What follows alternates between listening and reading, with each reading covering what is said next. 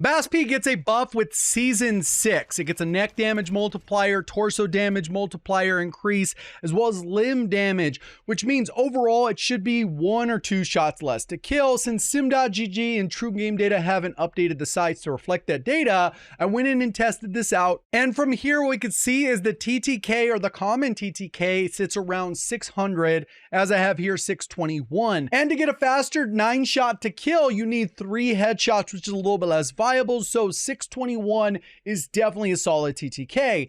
But the bigger thing is the range on this thing is monstrous. If we look at the various damage profiles on True Game Data, obviously this isn't updated to reflect the BAS-P, but you can kind of see the BAS-P wasn't really all that good, and it was kind of outshined, whereas the Lockman sub, ISO, and then the new ISO 9mm all kind of sit around the same spot. All pretty good up until about 8-9 meters, but you can see the range on this BAS-P goes up to almost 20 meters. In this particular case, if we go ahead and update this to reflect how the TTK sits now, we would essentially move this green line down to around 630 or so, like we saw. And the second damage drop off still lands up in the same spot because of how these shots to kill work. They weren't impacted for this middle range, and that's kind of where that would be. So you see right here, this is a significant improvement in TTK, and at the closer ranges, you're still going to probably get slightly outgunned because these ones have a base of 600-ish, and they get a little bit faster with 2 headshots in the mix. So there's sometimes where the actual Lockman sub and the ISOs will kill a little bit faster because they can get that, whereas this one, 3 headshots to get the same TTK, not really as common or viable. But overall, what we can see here is once you get beyond 10 meters, this thing ends up being super godly. It's really not contested by anything because of the damage drop-offs that we see with the other weapons. So overall, I think it's definitely one of those things where it's worth trying out. You do got to understand its strengths and its weaknesses. In general, you should be fine using the BAS-P for the vast majority of your engagements.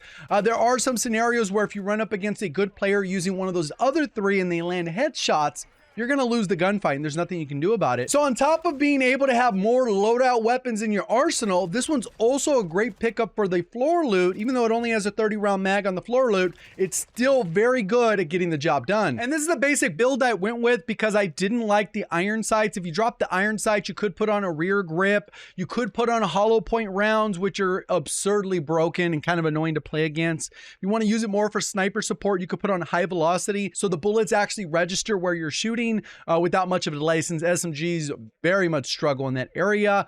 So you kind of have a little bit to work with. So you can kind of see kind of how the general reload is, how the movement is. The aim down sight is pretty solid.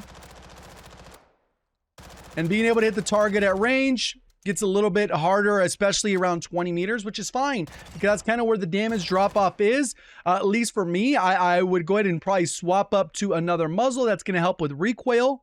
I'm pretty sure the Spiral V3.5 is the main one that a lot of people go with for this reason. So if I were to do an optic instead, you can go ahead and tune that, gun kick, recoil smoothness, and boom. And you'll see it shoots pretty straight.